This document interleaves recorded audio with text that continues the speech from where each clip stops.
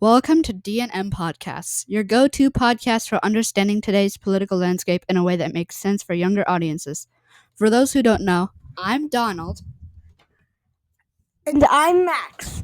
In the next 10 minutes, we're diving into the biggest political stories shaping our world. Let's get started. First up, let's take a quick look at today's biggest political headlines. DOGE, or the Department of Government Efficiency, is taking major action on government spending.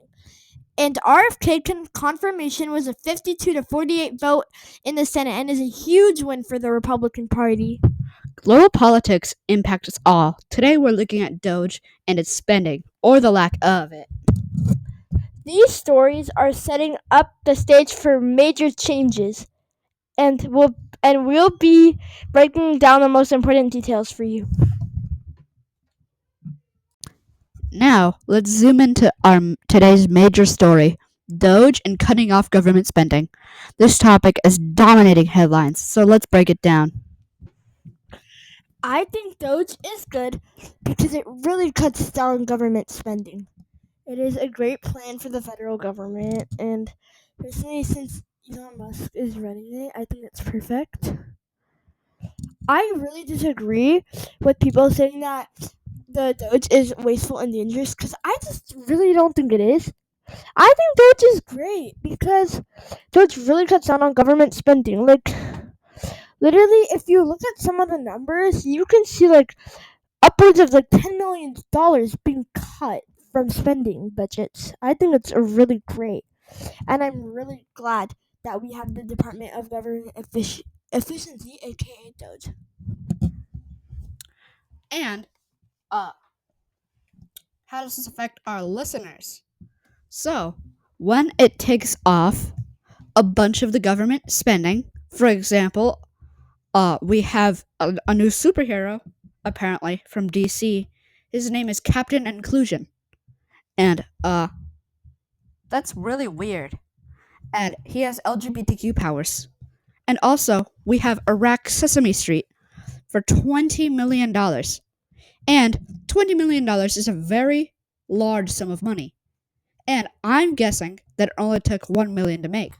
And it took the rest of the tax dollars paid by everyday citizens who work hard for the money and just give it back to Joe Biden through donations. And it's just outrageous how a bunch of people just acknowledge this happening and nobody's doing anything about it. But now that DOGE is in the government, it's taking away a whole bunch of stuff and getting rid of all of the unnecessary things in the government. For example, the Department of Education. It's taking off a bunch of the woke stuff that they're teaching the kids. So, we don't really have to learn about that anymore.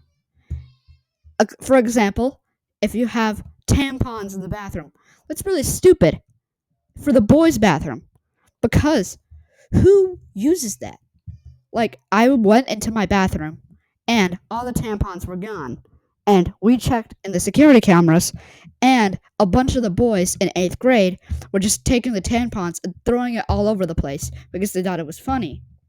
So, we won't be using that for government waste anymore and be using our tax dollars for more efficient and wonderful spending from our dollars to making us more rich as a country.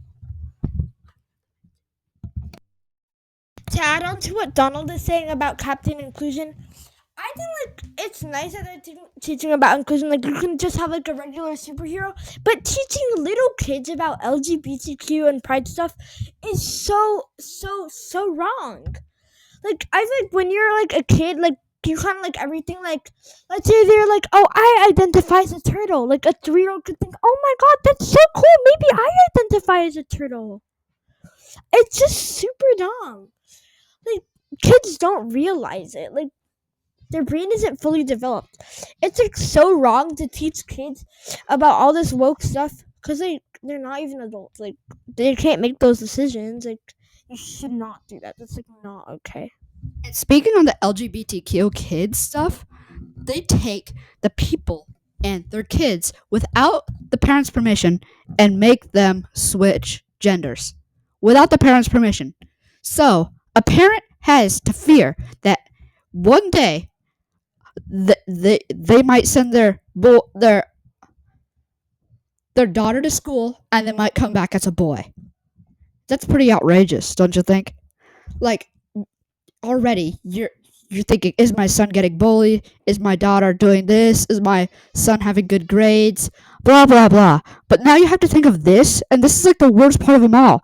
Because if you do this, then it changes your life forever. You're not going to be able to compete in most sports because of Trump's bills and a bunch of other things that just a bunch of other things that you're not able to do anymore because now you have switched genders. So I think it's really outrageous that some people are just taking the kids without the parents' permission or even without the parents even knowing and just doing something that changes their lives so significantly forever. And the Biden administration didn't do anything about it. But now the Trump administration is here, and now they're planning to do something about that. All right, that's a wrap for our third podcast, DOGE and its government spending. Or you could call it DOGE and nothing. It's just they don't spend in the government. Remember, staying informed is the first step to making a difference. If you like today's show, be sure to subscribe and like the video and share this podcast with your friends. By the way, before I go, I love Doge, the Shiba Inu. And do you have a political question? You could put it in the comments, and we might feature it in the next episode. We probably will, because we don't have that big of a fan base right now. But in the next episode, until the next episode, stay engaged, stay informed, and keep the conversation going. Bye, and see you next episode. Okay, so RFK was selected to be the person in the government who takes care of health of America, make America healthy again. And I think this is crazy because he used to be a Democrat and now he's a Republican, and now he's in the government helping Trump to make America great again. And he's in one of the biggest jobs in the government. You don't really see the people who have smaller jobs in the government being talked about or having interviews or anything like that. But RFK has a whole bunch of interviews and a whole bunch of people talking about him and his policies. For example, some of the things that he wants to do is get rid of high fructose corn syrup. This country is almost one of the only countries that has high fructose corn syrup. And when they added the high fructose corn syrup, the obesity rate was about 90%. So, to do this, Biden took the obesity average and put it to 150 pounds for a 12-year-old. Isn't that outrageous? If your 12-year-old is 145 pounds, that is not considered obese. And what do we have to blame for that? High fructose corn syrup. So I think getting rid of it is amazing and will make America healthy again. Extremely harmful dye, and I think it's great that it's getting banned in the United States. You see, like, if you eat a lot of candy and dyes like Red 40, it can actually cause like a stomach bug, and you actually can get constipated, and it's actually a really tough and annoying ordeal. Also, I'm glad that the state of California banned it because it's just really harmful for kids. And I know from like personal experiences, like sometimes if I eat a lot of Skittles, it can hurt really bad. And that red dye is super harmful. And I think the fact that we haven't banned it already is really, really bad. Because we should take initiative of this. We should see the results. See how it's making kids obese. See how it's like making kids constipated. See how it's just hurting kids in general. I don't know why it's still here. To be honest, I think it should be banned by now. And on this subject, there's a bunch of other dyes that are causing people to have cancer, stomach bugs, and everything else that dyes that just colors shouldn't give you. It's such a harmful food dye. And you just shouldn't have it. It's probably one of the only countries America has that has the most disgustingly bad foods for you.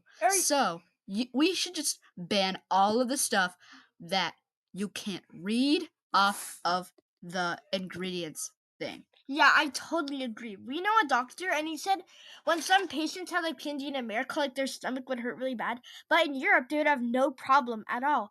See, I think like the candies in Europe are good because it's less sugar, so it's better quality. And yeah.